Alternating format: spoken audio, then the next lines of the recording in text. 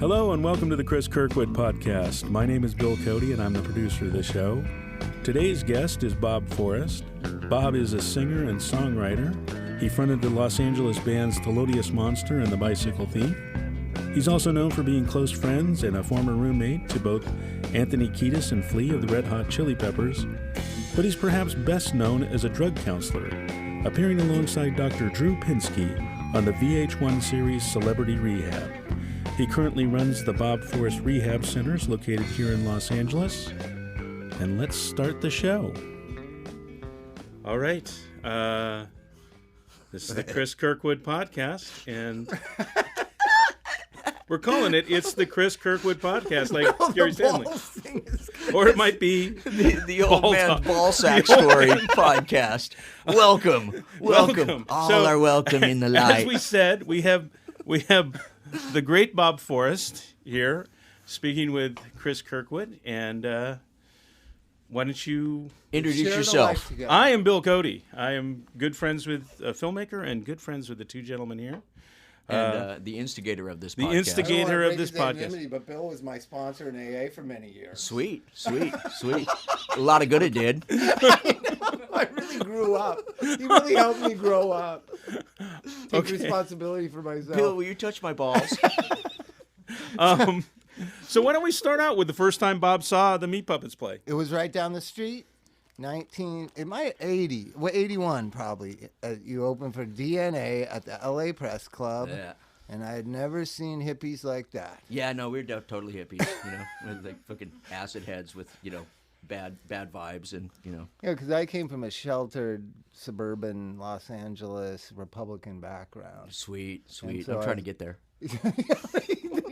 So apparently Arizona's changed Republican. Oh, well, no, we totally have, and it's mostly my doing. I've been like the point of the spear.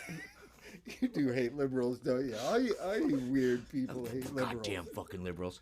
So I would just like to say thank you to Bill for instigating this whole goofball bunch of podcast weirdness, and that I've only been expecting it to fall flat on its face, as or me at least, as badly as it possibly can, because it's my oeuvre. I disagree heartily, but that's fine. And I would like to thank Bob for coming down and being our very first guest on our very first podcast. That's fine. Well, goofball bunch of crap, I mean, it just is what it is. Is this good? Am I doing well? You're doing great. He's doing professional. Now that was professional. Let's get back to what we were talking about before this. Go straight to what you were talking about before this. So let's just cut to the most memorable. So like many kids in Southern California, just idolized SST and Meat Puppets and Minutemen, and I was in the audiences, for that next 5 years probably.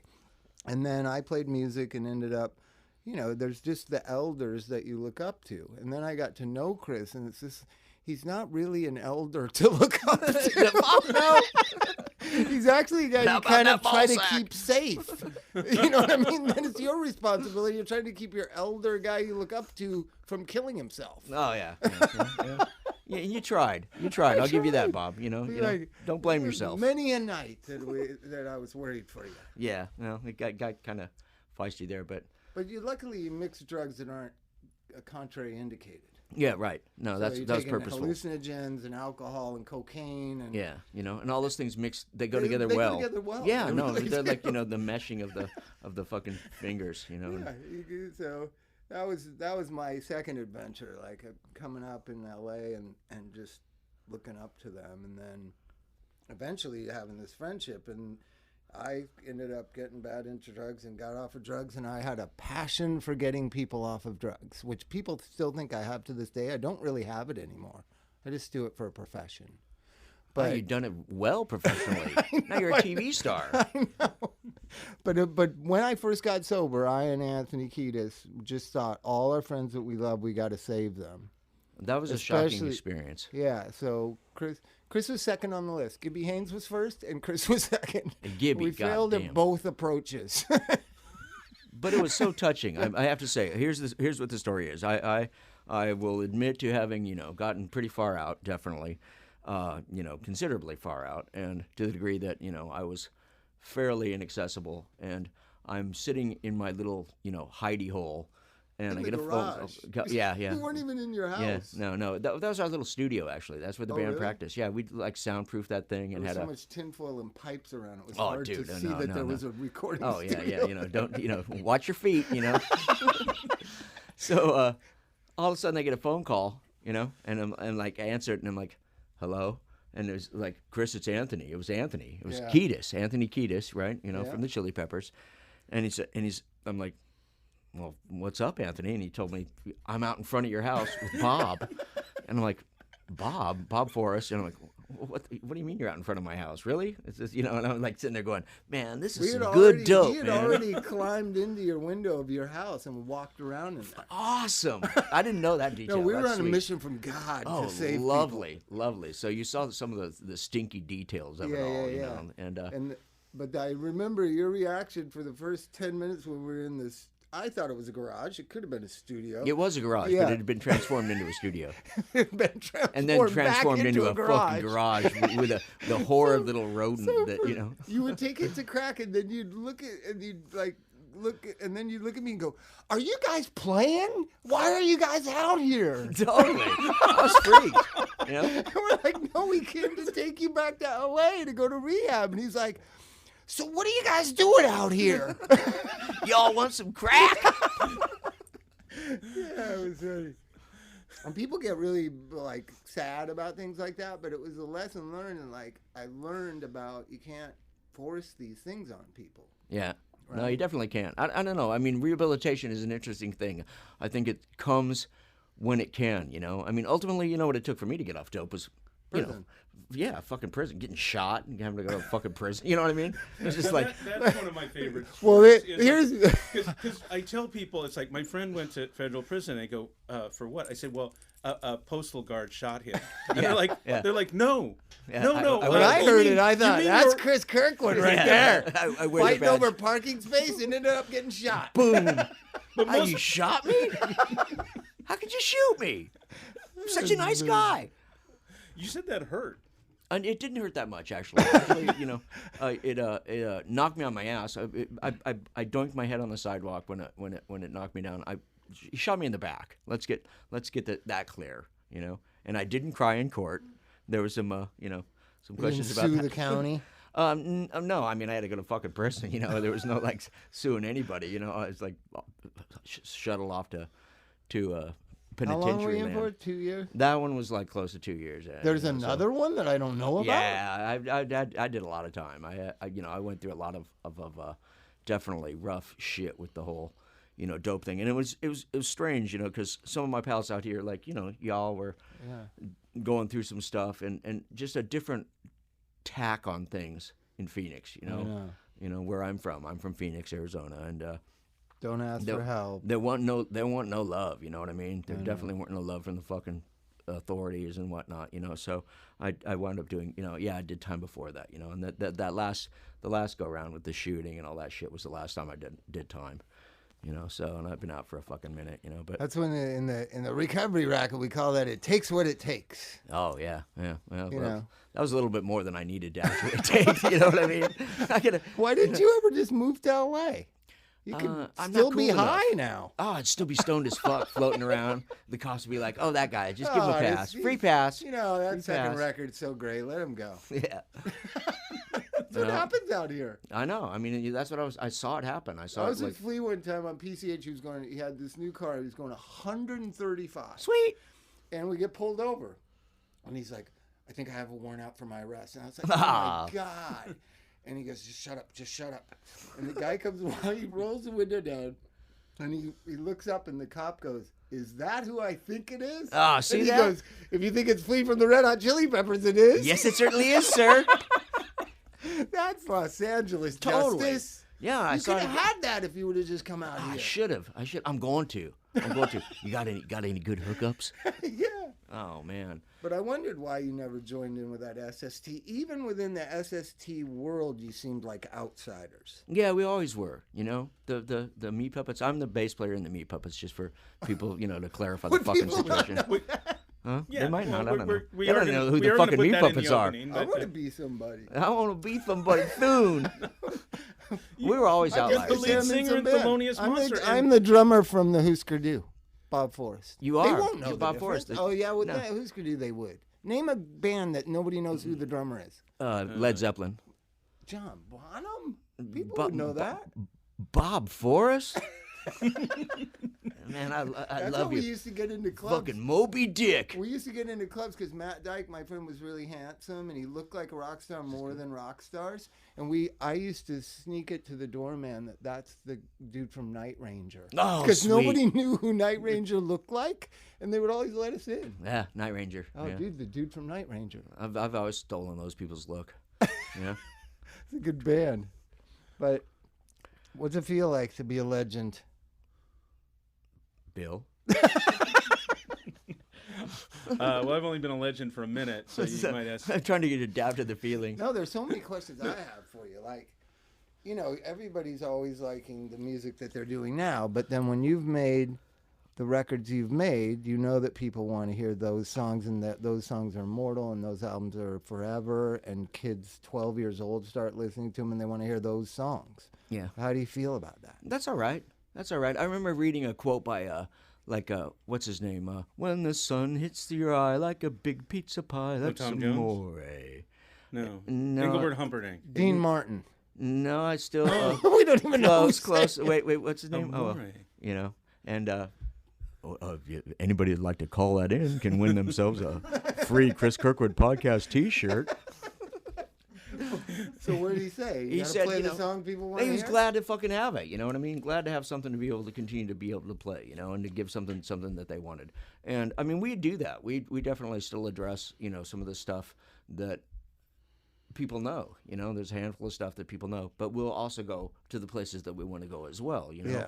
and those songs remain alive. I don't know. It's just somehow. I mean, it's one of the things that's magical about where we've gotten to. I mean, I'm a crusty, beat up old shit. You know what I mean? And don't want to belabor the point, but to have allowed, to have gotten to the point that we have as a musical entity or whatever, as a band,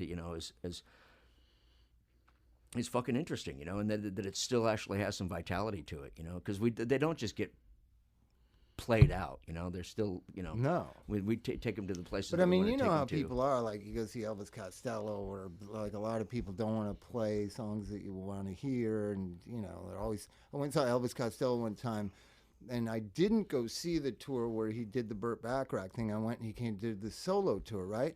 So because I hated that Burt Bacharach record, I didn't want to hear it. So then I go to the solo show, and the fifth song he starts playing at the Wiltern off the Burt Bacharach record, I yelled out, "Give us a fucking break!" And he stopped playing. Oh, right. Well, there's that side of things too. Bacharach, I mean, I'd there's be at the Burt Bacharach Now, show. there's that side of things too. I remember we told our mom we were going to go camping, right? And because we wanted to use her car, her little mini truck, a Chevy Love, and we fucking drove over here to see Beefheart at those last shows you did at the Golden Bear. I think it was the ones we saw were at the fucking Whiskey, Mm-hmm. And there was a point where he's doing what he's doing, and somebody starts yelling in the audience. They're like, "Beef," kind of griefing him a little bit, right? And at a point he just stops and he's like, "Fuck off," right? And I'm just sitting there going, "Oh, far out," And he's like, "No, fuck off. I mean it. I'm serious. I'm deadly serious." And it was, it's a guy. Not playing Trout Mask Replica. He's gonna do what the fuck he wanted to do, And I remember one time I saw Leo Kottke in the '70s. The guitar player Leo Kottke, who's just one of my faves. Just such a fucking badass. And You are a real stoner, aren't you? oh, I'm totally a fucking wasteland from Leo hell. Kottke. Oh, I fucking love That that is shit. stoner acoustic rock like you never heard before. And So somebody. would you say that's a big influence on Meat Puppets? Oh, definitely. Oh, absolutely. Oh, incredible. I wish it was. I wish I could fucking have that guy, influence me. I wish I had the ability to get to that kind of fucking musicality, I think the musical side of things, that all of this stuff represents, that we, endeavored Didn't to he reach. look like Leo Sayer, kind of? A little He bit, is Leo Sayer. a I little always bit, kind of It's a associate. Leo thing, it's the constellation Leo actually looks like a bent coat hanger, So Leo's playing, and in between songs he's tuning up. It's just him, some fucking guitars. Somebody's like, "Hey, I saw you, so and so and so and so," and he leans into the mic and goes, who gives a shit? You know? So, I mean, there's that side of things, too, you know? I mean, you're going to do what you want to do as an artist, you know? And I don't know. I leave it up to my fucking brother, you know what I mean? Do you? Yeah, oh, absolutely. He makes a set list? You don't have no say? We don't have a set list, you know? Yeah, you do. We wing it. We have a list of songs that we play. Oh, is that what it is? You know, because I was at the Troubadour. There was a set. It looked like a set It's list. a list of songs, and Kurt Coles. Of the ones you know how to play. Yeah, at this point, we still remember, you know what I mean? Okay, I want to interrupt with one quick story that All Tomorrow's Parties, they were going to play All Tomorrow's Parties. And they wanted a set list. And what a set. Anyway, what? No, he's telling me something I don't know. Okay. Anyway, All Tomorrow's Parties is this festival that they used to have in England, and obviously it's a song from the Velvet Underground, and they would invite various people. It was curated, and they invited the Meat Puppets to play one year, and it was advertised. Who asked you, Vincent Gallo? I think it was Vincent Gallo. I think it was Nixon, maybe, or one of the maybe, you know, the dead presidents. One of the Reagans, or one of the Reagans. Vincent Gallo, Richard Nixon. One of the Reagans. No, you have to be asked to be on that show. Well, I guess. Fuck, I don't know. Some monkey, some monkey with a phone. But they had advertised that they were going to play the Meat Puppets 2, the legendary record, in its entirety.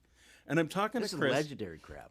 It's legendary, dude. What a bunch of shit. I was stoned as fuck when we made that record. I'll just say that. But do you remember making it? Oh, hell yeah.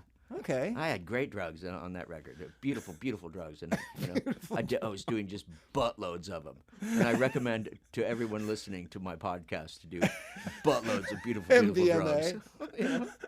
Don't mix opiates and benzos. There you though. go. There you Don't go. mix opiates and benzos. Thank you for that, Bob. I've heard that. But MDMA and benzos. Well, just to quickly finish this story. So I told him that they were advertising that they're going to play Meat Puppets 2 in its entirety. But he's talking on the phone. He goes like, "Yeah, I think they want us to play a bunch of stuff off of Meat Puppets 2." And I said, "On my foot." No, you're supposed to. I just got told by the engineer doing our podcast. Right, stop tapping my foot. Yeah, and I said to Cris, I go, you know, you're supposed to play the whole record. Open with the first song and play the second song, play it all the way through. That's how bands do it. Anyway, but Cris goes, we don't know all of those songs. Yeah. And I said, well, I think you're going to have to learn them. Go buy the used CD and listen to it. Absolutely. And then play it. No, have to get on the magic of the computer and like figure out how to do that stuff. So not to name drop, but Steven Tyler's a friend of mine. We grew up listening to Aerosmith, right? And one of the greatest moments of my life, he's at my house playing acoustic guitar, and I go, "Play Seasons of Wither," and he played it and sang it, and I was just like, "Oh my god!" I have a similar story. One time we were making a record. We were making Huevos. Remember that record? Yeah. You know, and it was Mercury. Was it? No, that was SST. That was record. SST. Yeah. It's the but one that with was like a professional. That blue kind of painting on the front. No drugs on that record. No. We had been clean by then for decades. You know, and so you know, we were at the studio. It's called Pantheon out in Phoenix, making the record, and all of a sudden, you know, we're like, walk through the studio and realize that in one of the other, you know how studios have multiple rooms and stuff, there in one of the rooms is fucking Glenn Campbell, right? You're kidding. You know, and he's there to make a "Have you driven a Ford lately?" commercial, Really? right? You know, yeah, he was cutting this commercial for Ford, and we're like, fucking Glenn Campbell, you know, and we went into the control room there, you know, it was like me and Kurt and like maybe the engineer and, you know, hardly anybody else. And he sat in there and he just ran through like all of his hits as he's getting warmed up for the thing, you know what I mean? And it's not like he's a friend of mine, you know, it was just like, holy crap. It was very, very fucking cool. Thing. So Steven and I got really close, and I said, you know, I love rocks, and I'm not the biggest fan of the more recent Aerosmith, right? So I keep saying Rocks is one of the greatest albums ever made. You got to play songs off Rocks. So he finally says, well, we're playing down in South America, and I'm going to throw like 4 rock songs in the middle, the songs off Rocks, like, you know, Back in the Saddle or whatever, right? And so then he called me that night. He goes, well, you're wrong. You're wrong. Like, they played like a little mini set of rocks, and the whole audience, he said, just went dead. Because they want to hear Lovin' an Elevator. And stuff that Diane Warren had written for them. Hudson Brothers. Yeah. Oh, wow. So that's, you got to give the audience what they want. In a way, and I don't know. I mean, getting asked to like play a whole record or whatever, You don't like the idea? I mean, I don't care. I don't give a fuck. I like playing. I definitely like playing. You do like playing. Oh, I love playing. And that must have recently, been the hardest thing in jail. You know what? I was in a band. There was actually A band in jail? There was a fucking at the. Did you play Meat Puppet songs? No, that I refused. But I played. I drew the line at the fucking Meat Puppet songs. But I played Chili Pepper songs. I played SDP songs. Friends of mine. I played friends of mine songs and shit. And it was just like I'm all fucking with the homies. Oh, yeah, with the homies, with some spooky ass fucking homies. And then I had to be with the fucking skinheads and shit, you know what I mean? I mean, it's just punk rock? Just get down to and with the crappier kind of players, but Are the punk rockers the crappier players? and it wasn't the punk rockers. These guys are like fucking criminals. We're talking about fucking prison here, Bob. I thought we were talking about musicians. So I don't know. I mean, it's an interesting thing. We did recently play one of those old records, all the way through. Was it Up on the Sun? Or? Yeah, where was that? Somewhere. And they asked us. It was like a specific thing, and we. Do people go nuts, or is it? No, it was like a thing that they want to do. It's like I mean, a lot of bands are doing that. They'll play one album. I think. But we don't do it ourselves. You know what I mean? It was something we were asked to do. You know the Prince thing. Prince can play. Prince has 2 prices for That guy's playing a a badass. concert. He's the greatest. He has 2 prices. He can play whatever he wants, and he gets $250,000. Jesus. He'll play whatever set you want for $2 million. Oh, sweet. How Wow. fucking great is that? He's I'm the getting best both. of both worlds. I'm going to get both. You my next birthday. You know how sick of Purple Rain that motherfucker must be? Oh, But he'll I'm sure. play it for $2 million. Tony Bennett. Tony Bennett. Bennett's the one that said it? It's when the sun meets your eye like a big pizza pie. Tony Bennett. There you go. Sorry, Tony. Sorry it took so long to drag up, but See how but, the drugs? See, they know. say drugs give you brain damage. I don't think they do. no, my It brain just is rattles around in there. no enhanced. I was such a fucking retard when I was a kid. And then I got into drugs and boom. Perfect. I invented the modern world. So There you go. So I think we're going to tell some stories about rock and roll. Is that the whole idea? Yeah, let's tell some rock and roll stories. Like, All right. So, it's good. one of the things that every time I think of Cris, I think of, John Frusciante for sure. Because John quit the Chili Peppers, then he was on drugs. Then he told me one day, I'm going to join the Meat Puppets. And I was like, how would, in the shape he was in, how would he join any band? That's what so he went out to Arizona. I was living with him at the time. And he just came back like 2 weeks later. I don't know what happened out there. You pick it up from, he left our house and he was joining the Meat Puppets. He was not of sound mind and body. I turn it over to you. Well, what happened? Who picked him up at the airport? Who picked him up at the airport? He didn't fucking take a plane. He took the train. Came over on the motherfucking choo-choo train. Yeah, because he could get arrested on a plane. Yeah, there's scary things. You know what I mean? The train you kind of shuffle onto, and he showed up with his guitar with out of its case. And I love you, John. No but case this on the is- guitar? No case and barefoot, and and it was just like, hey, far the fuck out, and God bless him. You know what I mean? That kind of thing. It came down because. Did you guys play? Yeah, it came down because, we were on a major label then. We gotten signed, and those guys had blown up to, being fucking, where they were at. And John needed to get out or whatever. And then there was some article where somebody was talking to him about it. And he said, the only band I'd think about playing with was us, right? And I think that came out of, like, our friendship with Flea and Anthony and stuff, and just like, I don't know, maybe some. No, but he was one of the kids. We all looked up to you guys. You really, yes. Well, it made the record company fucking squirt liquid gold. You know what I mean? Fucking, they're just like, oh my God, we have to make that happen. Kurt Cobain could go join too. Yeah, okay, Kurt Cobain too. actually need The these quintet. brothers in the band. Yeah, you guys can go. You can go, especially that nasty little bass player. Go do a podcast. Does Kurt Cobain play bass?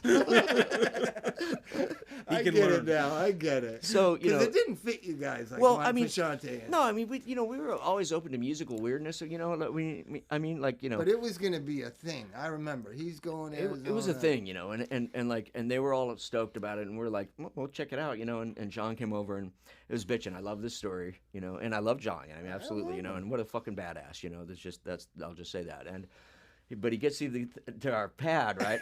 And I'm like a fucking redneck, you know, and I'm not very bright, you know, and, you know, I'm not a nice guy, you know, so, like, we start getting ready to play some, you know, he shows up in a way that was just like, oh, that is so far out, you know, it's just like, you know, barefoot and a guitar in his fucking hand. A, you know, or like shuffling off the train, you know, and go back to, you know, that little room that you know found me in, you and Anthony found me in, you know, our little studio before I had turned it into fucking, you know, it's Satan's little wonderland of fucking distended ball sacks, you know, and we like hook up to play some, you know, and I'm like, you want to use my tuner? And he said, no, I'll bend it in, you know? It was so far out. I was just like, that is fucking so far out. What the fuck? And I remember that Hendrix said something like, tuning is for cowboys, right? And I'm sitting there just going, oh, geez, who's the little cowboy? You know? And then we jammed some, you know, we played some, and it was just like, you know, it was pretty bitchin', but it didn't, you know, come to anything. You started to write songs? Nah, not really, you know? No, like you said, I mean, maybe he wasn't all that, you know, in the right place. And we were fucking like a tight little unit of like, you know, the songs go like this or something in a way, you know, and maybe I don't know, it just didn't quite. Well, if you guys learned, happen. I mean, it didn't happen. Learned together, then you found your band. It'd be hard. That's another thing I thought. Like, how would you do that? Like, yeah, and Kurt and I didn't really learn together. Because I mean, he's kind of a band leader guy. Yeah, you know, and Kurt, I mean, you know, getting around Kurt is, you know, but I mean, it could have worked though. I mean, it could have worked. How long did you stay out there? Like a week? Yeah, he was out there like a week or something. And you only played one time? A couple of times, you know, and jammed a couple of times. Did you feel like it's not happening? Who said it's not working? You know, I think maybe your brother did. Just admit it. You know, Kurt says everything about the band. You know, he's Big Papa. He's big Dada. You know. So how did you tell John this isn't working I don't think out? we needed to. I don't think we needed to in a way, you know, because maybe it like, you know. I don't know. This is kind of personal, Bob. You know what I mean? It kind of fucking hurt my feelings here. But what happened was, so that's what happened. Then he comes home, and he was really disappointed, right? Was he? Yeah. Oh, that's fun. And that, I think, because he needed some vehicle. Right. So two things. It was positive in that he now said, there's no one on this planet I want to play music with. Right. I'm going to play my own music, which created all his solo stuff. Right. Which I think is very much influenced by you. It really is. And it's beautiful. Yeah. And it's wonderful. But it's a compliment. But I always think and this is my moral to the story, the only reason Cris Kirkwood and John Frusciante are on the planet alive still is because that didn't work out.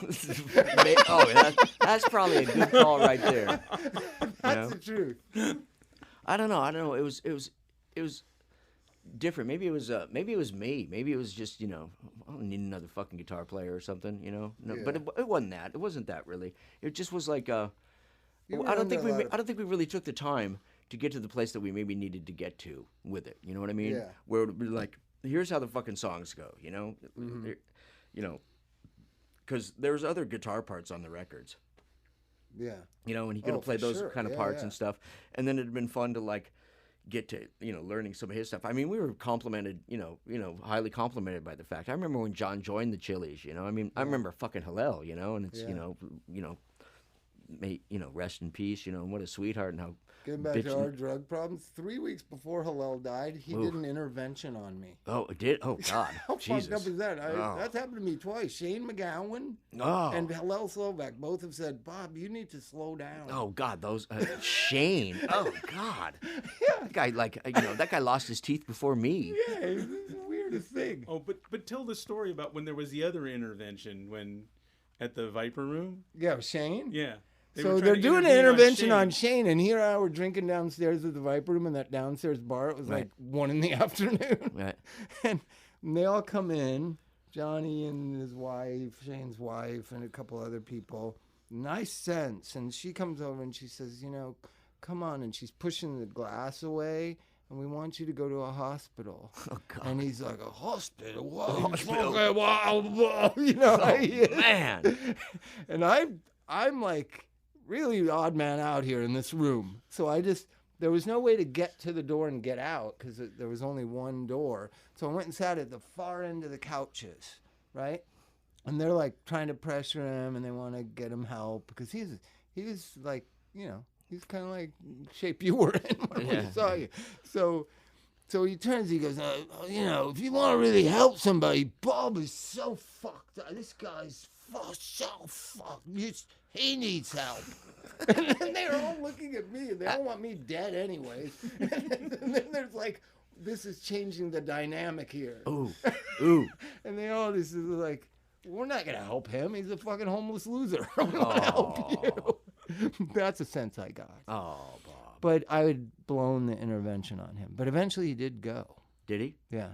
How's he doing now? I mean, I think he's all right. I think he plays. I mean, he drinks, but who doesn't? Yeah. Well, I don't. Yeah. Bill doesn't. I don't. No, me neither. Let's get to Bill. Let's get to Bill for a second. How about Bill? Huh? So I've never seen Bill drink. Oh, goodness. Well, and you this have. man has. Oh, I've seen Bill drink. Is he an asshole? Oh, he's a fucking complete and total wonderful asshole. Magically assholistic.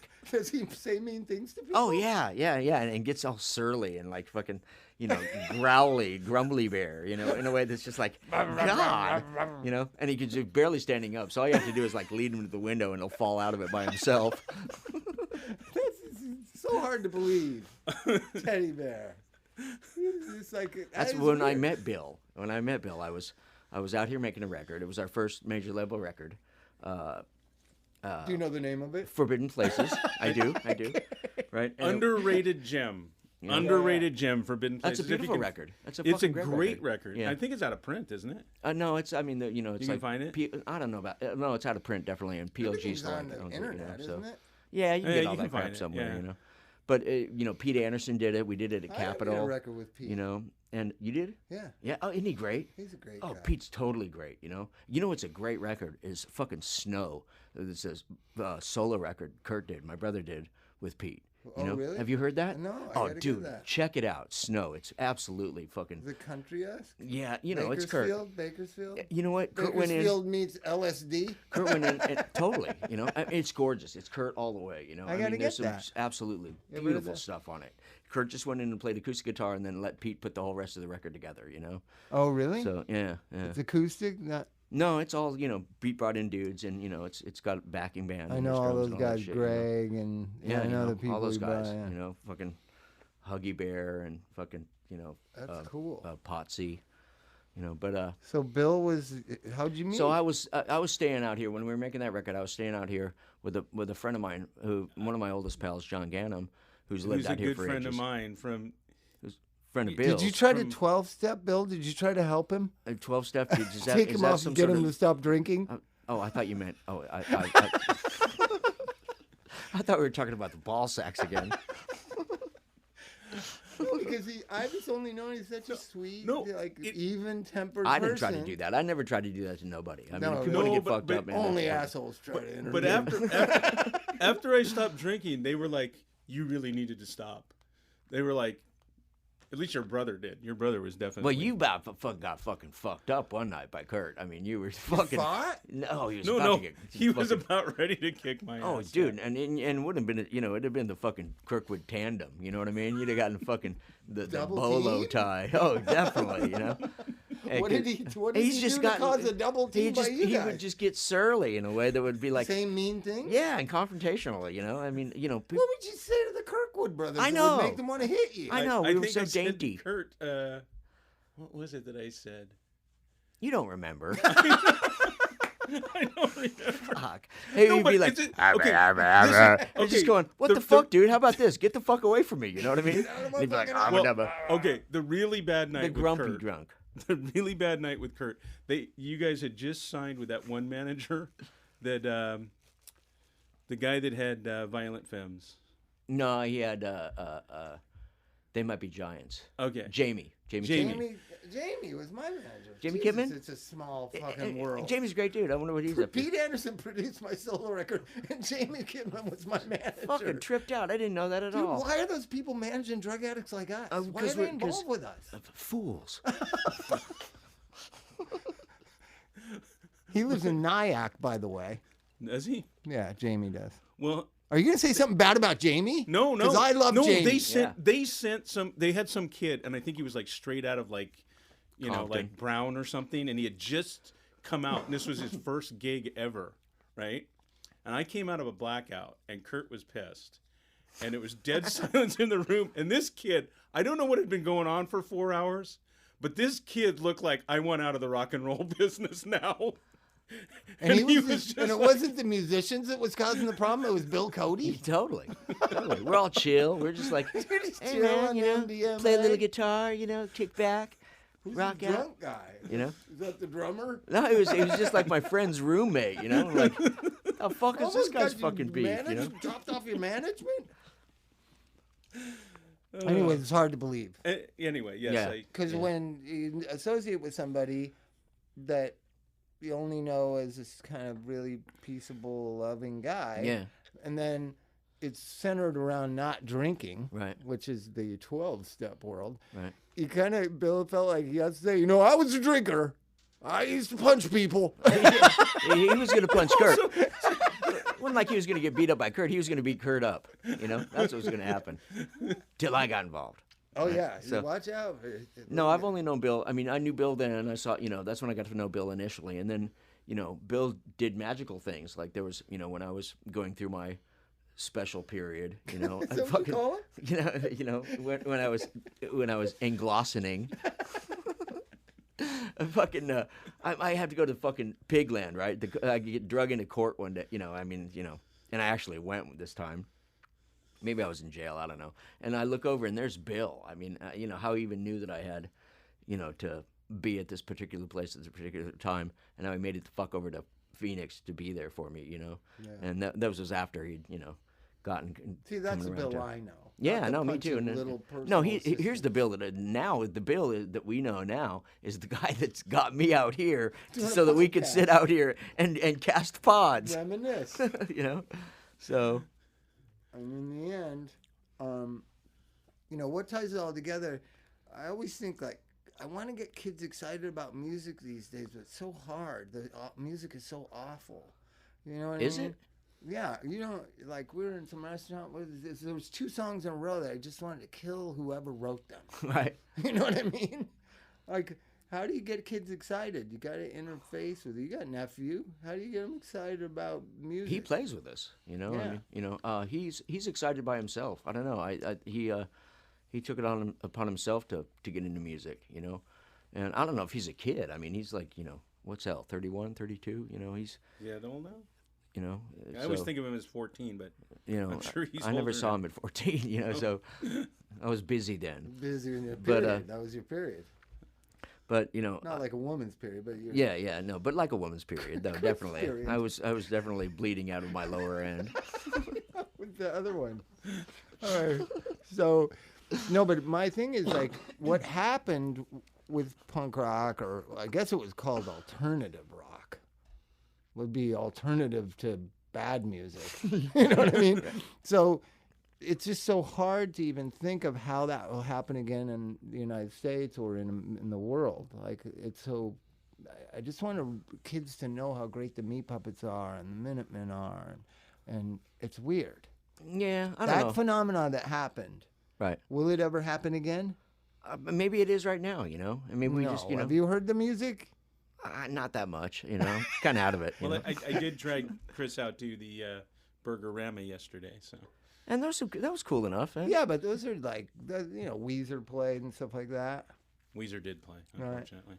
Right. But I'm talking about what's the most popular music is Beyonce and non-songs and EDM, which has never really evolved into songwriting. Yeah.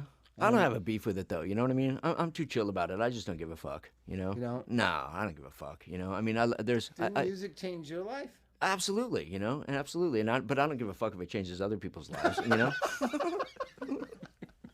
Maybe I should adopt that attitude because it makes me angry how bad things suck. I'm chill about it, Oh. Now, I'll go back hundreds of years for my music if I need to. You know what I mean? Yeah. I'll fucking, Gene Autry. like 200 years ago, Gene Autry back in the fucking aught tens.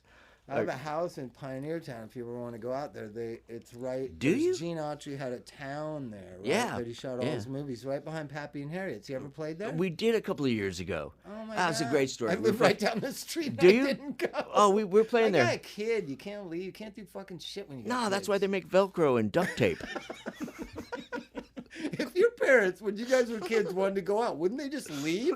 Oh, totally. Yeah, you know? now it's like illegal. Here's the key to the liquor cabinet. Like you know? he's asleep, lock him in the room. He's out, We played Pappy and Harriet's, and we're fucking, they offer us some grub, They got that little barbecue out there. Steaks, So we're porterhouse. sitting there, and this is a telling tale about my brother. We were fucking eating.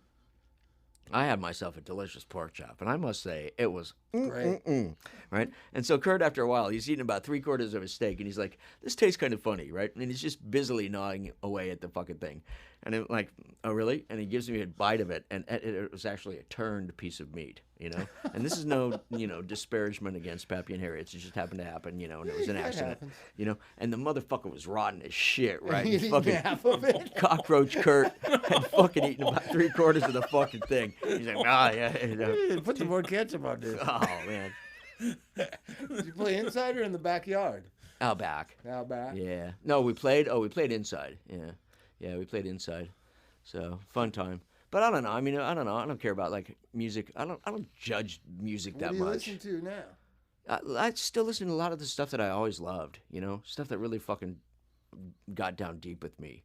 I'm still way into like Fela. Yeah. George Jones, shit that that built this like fucking world around me, and I can still actually get to. But then now I also like the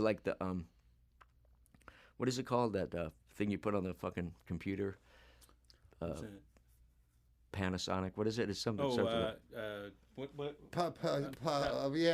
Pandora. I like Pandora, but you got to take the commercials out. Yeah, well, I did that. I took the commercials out, and That was an elderly brain freeze right there. And I just got to tell you about this thing that happened. So we were at Flea's house. He broke his arm. You should call him and cheer him up. He broke his arm really bad. Recently? Really bad, yeah, like 3 weeks ago.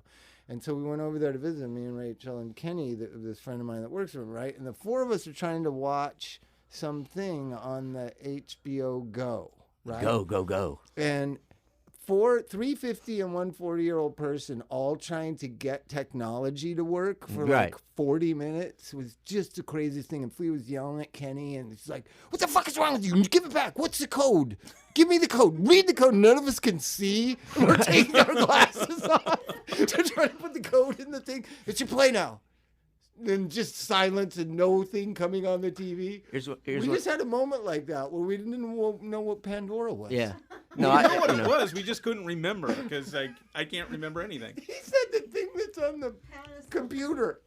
Yeah. Well. Yeah. And It went anything like on this, the like your finger. it's complicated. It's buttons. I hate buttons. I'm not a buttons guy. Well, here's one of my favorite Flea stories. One time we were over at Flea's house. I can't remember. It was like, here or wherever.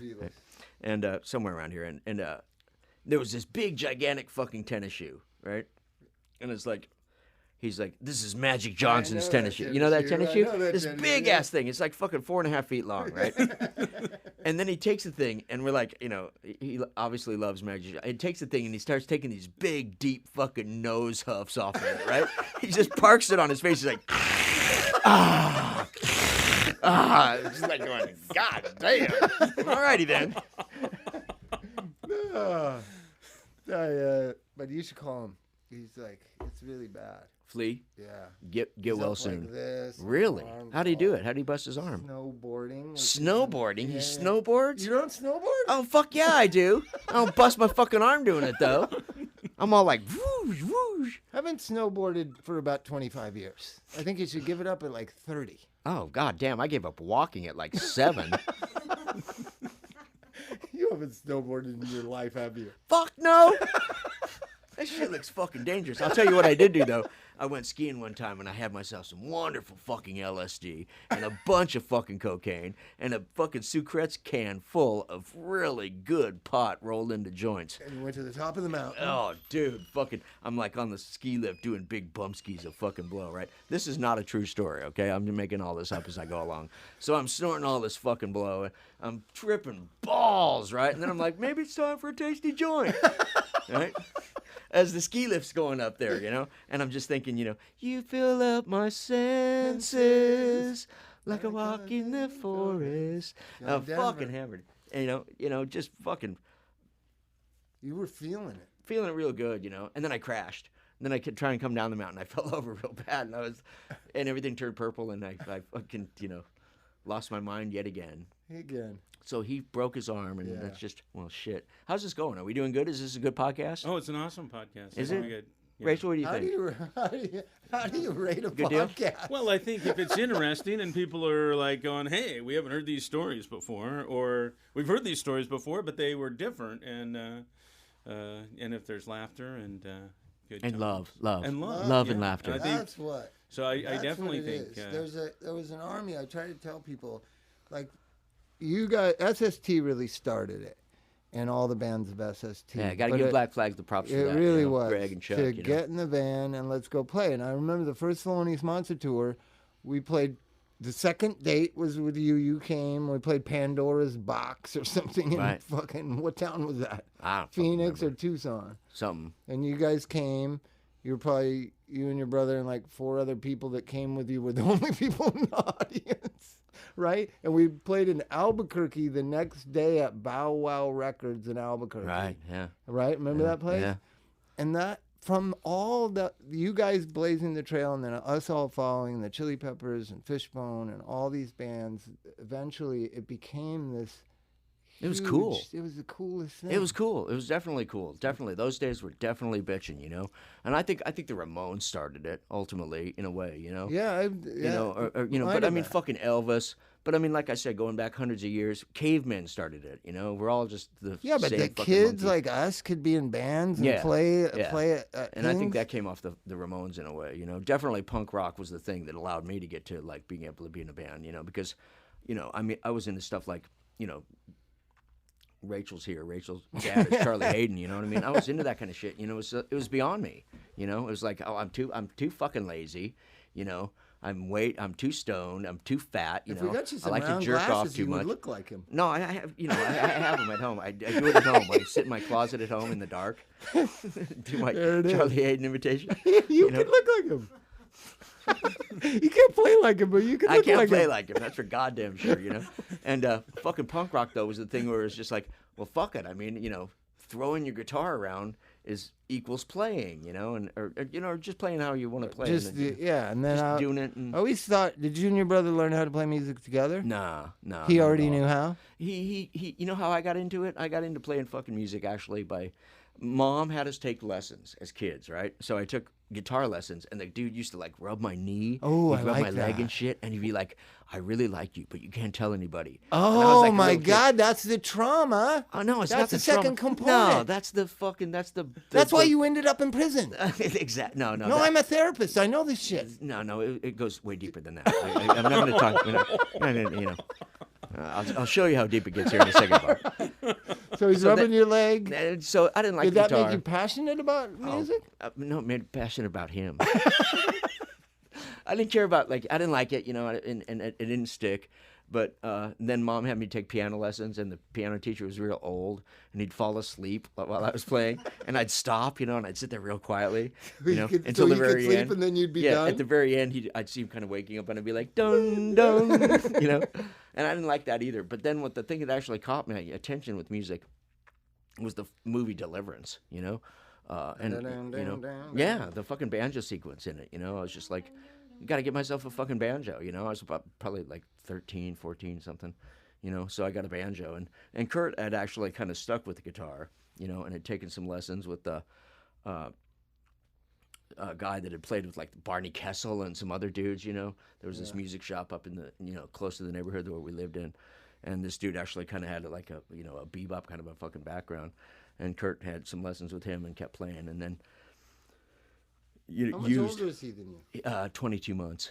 Oh, You know, so then he actually got in bands, you know, and like played in a couple of different cover bands, you know, some. Really? Yeah. Like playing Rush songs Oh and no, stuff? well, there was one band. They were called fucking Granite Reef. That's you know, it's the name of the street out in Phoenix. You know, it's like Granite Reef, man, rockin' reefer, dude. You know, and then he was in it. You know, and that was like Mormon stoner rock. You know, and these guys are like, I got caught smoking a joint and had to confess. You know, and these are long-haired dudes, but they were good. You know, and that was like rock and roll. And they played cover songs? Yeah, all cover stuff. And then he was in another Did band. you go see them when they played? I'd like What go was to their the set practice list and like? stuff. They play the Nudes? What'd they play?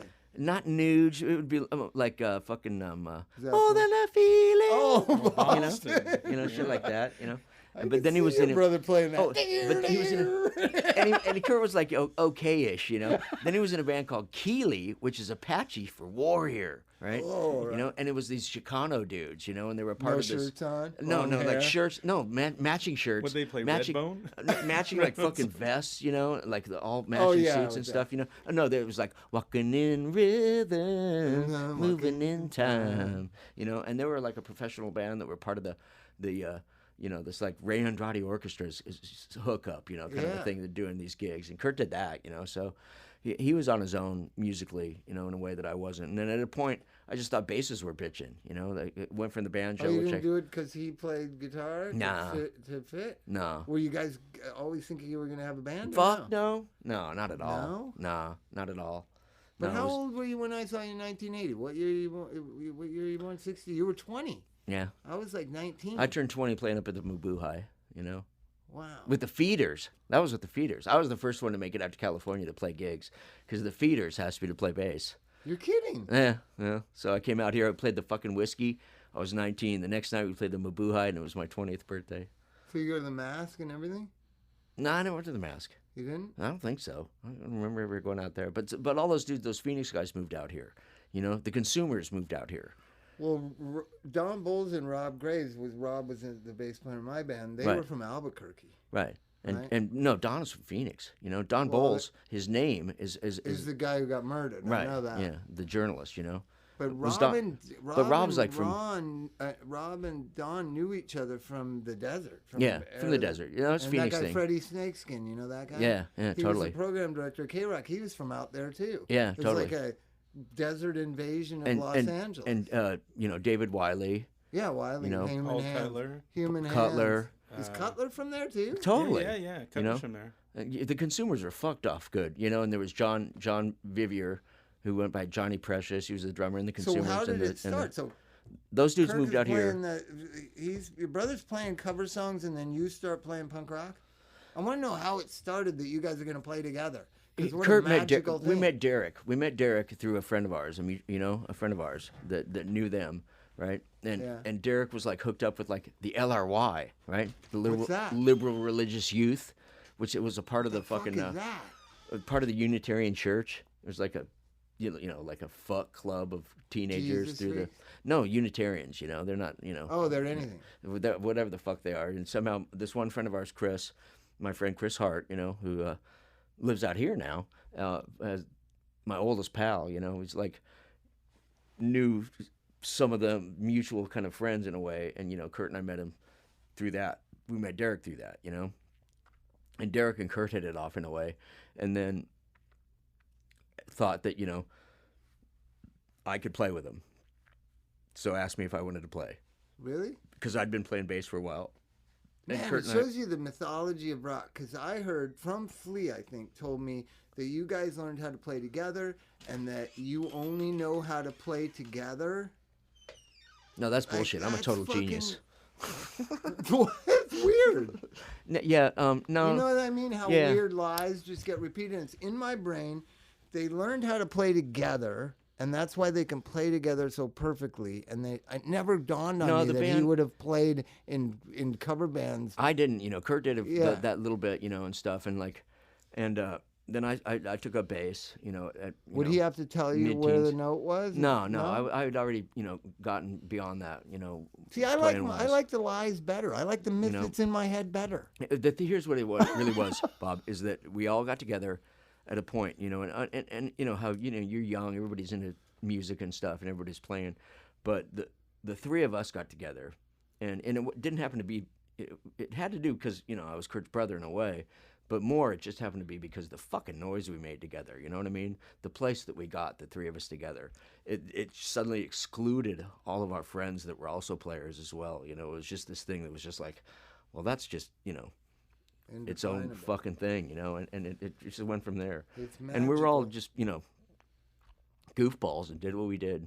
So changed a lot of people's lives. Now we're fucking podcasting. We're in our 50s. And it's creepy, ain't it? Ain't it gross getting old? But I thought, here's another interesting thing. When I saw you guys play that first time, I thought only cool people or people on drugs and can play music. Like the art crowd is what you guys seem like you're a part of. And then before that, it was like Foreigner, and you had to be handsome, rock and roll, long-haired guy.